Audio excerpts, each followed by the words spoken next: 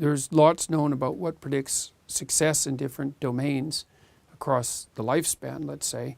The first question is, if you're trying to analyze something like business success or productive success, what are the proper domains of category? And so if you're trying to categorize jobs, for example, which turns out to be quite difficult, the simplest conceptual scheme that's practical, that gets you somewhere, is like a 2x2 matrix. There are simple jobs and complex jobs. That's the first thing that's worth knowing. And it's a continuum, really. But a simple job is one where once you're trained, you just repeat what you're doing. So factory line work would be an example of that, or checking out people at a grocery store, or restocking grocery shelves, or jobs like that. The best predictors for success in those jobs is conscientiousness, trait conscientiousness. And conscientious people are orderly and industrious. And we don't exactly know why they are. It seems like it's associated, oddly enough, with such things as disgust sensitivity. So maybe people are conscientious because they get disgusted with themselves if they're not useful, and guilty. They get guilty if they're not engaging in productive enterprise. And maybe that's a marker for a kind of complex social responsibility, But which sounds like the complete opposite of most entrepreneurs I know. Well, that's the thing. The entrepreneurs are different. So for simple jobs, IQ, intelligence, predicts how fast you learn the job, but not how well you do it once you learn it. And what predicts there is conscientiousness. So you basically, if you're hiring people, you want conscientious people who are. That's the most important thing. And then the second most important thing is you want people who are relatively low in trait neuroticism, which is a negative emotion dimension, because they're less likely to be absentee, and so forth. So in complex job is one where the demands change on a regular basis. And so most managerial and administrative positions are complex jobs because you can't learn the job once and for all. And then the best predictor for complex jobs, the first predictor is IQ. And the second predictor is conscientiousness. And IQ is about 3 times more powerful than conscientiousness as a predictor. And then, so that's the first, simple versus complex. And then the second category scheme would be something like managerial/administrative versus entrepreneurial. And the entrepreneurial types, actually, they're over with the artists. So the best predictor for entrepreneurial success, first is IQ, but second is trait openness, which is the creativity dimension. So entrepreneurial types tend to be very high in trait openness. And so that sets them with the artists and also with the political liberals, because the best predictor of political liberalism is trait openness. Right. So the managers and administrative types, they tend to be conservative, and the entrepreneurial and creative types tend to be liberal. And so if you're an entrepreneur, you're going to be a lateral thinker. And so you'll be the sort of person, if you hear an idea, that will trigger off a whole bunch of other ideas. And you'll be motivated primarily by interest in pursuing your ideas. But your downfall is likely to be organizational and administrative ability. So it's often useful for entrepreneurial types to pair themselves with managerial and administrative types. Yeah, it's like you are describing my soul here. Yeah, well, there's a tension. There's this weird tension between doing one thing right, which is what you need to do if you've already decided what it is that you're doing, and scanning the landscape for something new to do that would be worthwhile. Those aren't the same enterprises. And so most companies are an uneasy marriage of entrepreneurial and managerial types. As the company gets more and more established, the managerial and administrative types tend to dominate. But then that becomes problematic because it means it's more and more difficult for the company to shift laterally when it has to, which is, again, I think why so many companies eventually fail. Because they lose the creative head, is that what you mean? Sure, they lose the flexibility. Yeah. And it's funny because they're trying to maximize their ability to implement, but it's very difficult to do that without also simultaneously bearing the cost of narrowing. Right? Yeah. So the thing is if you know what you're doing, you want to hire a conservative. If you don't know what you're doing, you want to hire a liberal. Right. So that's a way of thinking about it temperamentally. It's also a way of parsing out the political landscape to understand, at least in part, why you need conservatives and liberals. Yeah. So Well, I mean, I find a business is like a family. And in the past, in my company, I've had all under 25-year-old male entrepreneurs. Why did we hire them? Because that's what we were like. Right. And people, I've found entrepreneurs tend to hire versions of themselves at first. Instead of being more self-aware to go, actually, I'm chaotic, disruptive. What I need is order and, like you said, good administrative skills, conscientiousness. So you go through that chaos of hiring people too much like you and having like too much male energy or too much creative energy.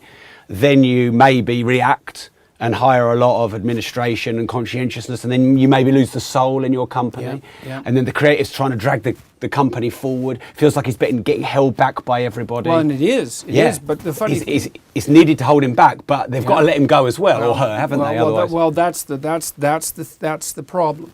The fundamental problem is most new ideas are stupid, dangerous, and counterproductive. and they're the ones that change the world. well, they are sometimes. They are sometimes, but there's a subset of new ideas that, even though new ideas are dangerous and disruptive and often counterproductive and generally don't result in a productive company, some of them are absolutely necessary, and they're the thing you need to do next. And so, and that's a very difficult problem to solve, because it's the fundamental problem of innovation. It's like most innovations aren't justified or warranted, but some of them are absolutely crucial. So how do you distinguish between them? And the answer is, well, we don't know. The part of the way that you do that in a dynamic economy is you let and encourage a whole host of entrepreneurs to produce their ideas, and you let almost all of them fail, which is kind of painful for the entrepreneurs. But limited company and all those kind of structures are set up to make that more safe, aren't they? Right. Yeah. Well, those are. This is something that's massively underappreciated. It is. I would say, on the liberal left end of the political spectrum, is people just don't understand how absolutely revolutionary the idea of a limited company is. Because what a limited company allows is, a limited company allows your idea to die instead of you. Yeah. And that's a big deal. Yeah, otherwise no one would take the risk, would they, of creating anything? Well, that's right. No one could bear the risk. Because if you failed, it would wipe you out permanently. It's like, well, who the hell's going to take that risk? Yeah. And so the fact that the limited liability is one of the unbelievable tech. I can't believe that we That's ever like an innovation that we all just forget about, isn't it? Yeah. And it's such a merciful innovation. Yeah. It's like, you mean I get to fail and no one's going to kill me? Yeah. No one's going to throw me in debtor's prison. It's not going to hang around my neck for the rest of my life. I can actually take a risk. So, because the other thing you see often with entrepreneurs is that they fail a lot before they succeed. And so, I mean, you have to be pretty damn spectacularly lucky to have your first idea, when you don't know what the hell you're doing, be a spectacular success. Or maybe it's a good idea, but you weren't ready, and you're more ready. Or the marketplace isn't ready. Or, I mean, that's the other thing that people don't really understand, is because if you're a naive entrepreneur, you think, well, all I have to do is make a great product. It's like, no, that's about 5% of it. You know, and that shocked the hell out of me when I started building software, for example, because we assumed that we developed software to help people select better employees, and we never could sell it except in very rare circumstances. But we assumed that if we had a product that was validated, we could show that it had the effects that we wanted, and that it was more efficient than other products in the marketplace, that selling it would be easy. It's like, well, that's just so wrong. Selling and marketing things is impossible. I love it when people say, oh, the product just sells itself. It's just one of those things which are like, you've not been in business a very long time. Because you've got market forces, you've got your skill set. You could have a great product. You're just not ready to sell it because you haven't got enough experience. Well, and you don't know how to price it. Yeah. And you don't know who to talk to sell it. You know, you can spend your whole life, especially if you're selling to companies, which is virtually impossible, talking to the wrong people. And it feels like work, and it really is work, but you never end up contacting a real decision maker. And then you can't tolerate the excessive delay. Like, you think, well, I'm going to go sell this product to a big company because they can obviously provide me with a massive contract. It's like, yeah, but there's a relationship between the size of the company and the delay in the implementation, and the delay can be years. And then this happened to us all the time. It was very painful. We'd get right to the point of signing with a large company, and there'd be an internal management transformation, and the person that we were dealing with would disappear. It's like, oh no, it's like, now what? We actually had that happen with a really big company in New York. We were right on the verge of signing a contract for use of this self-authoring program that we designed, which helps people plan their lives. And the week that we were ready to sign the contract, the CEO resigned. So gone. Was probably a year of sales and marketing work just evaporated.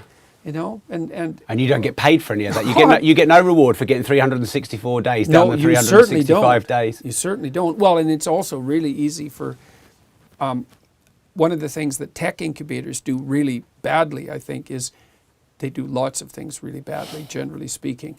But one of the things they do that's very counterproductive with the people that they train is they emphasize the development of the company, but they don't force their entrepreneurs to find customers, because your first customer is the most difficult thing you'll ever do as a business person, in my experience.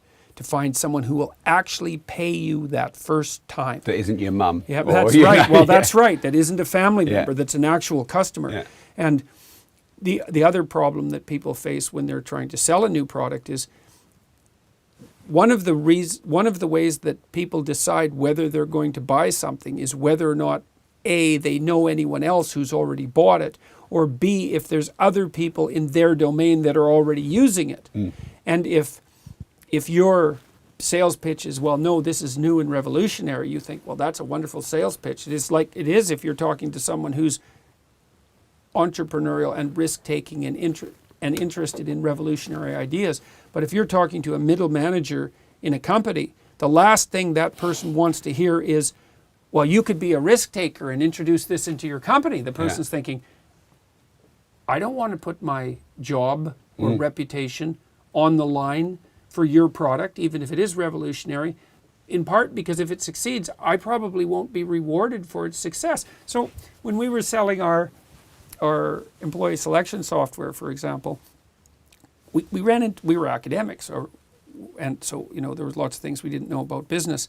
And one of the things we ran into, which was so funny, we talked to the people who were doing the hiring, and they had a certain budget, which was usually lower than, because they had virtually no budget for hiring, weirdly enough. So what we were charging for the product, which was still extremely modest, exceeded their budget. We said, well, look, you're going to make a 250-fold return on this. Pessimistically, it's 50. Realistically, it's 250, and the upper end was more like 500. So it's a no-brainer to implement this.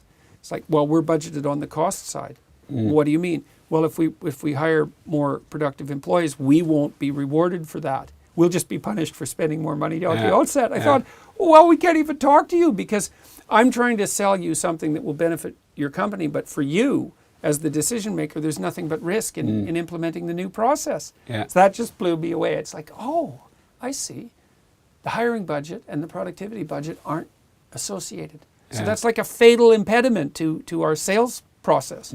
So that was, well, we learned lots of things about, and I came out of the whole enterprise with way more respect for people, especially for people who do sales. Jesus, that's such a brutal job.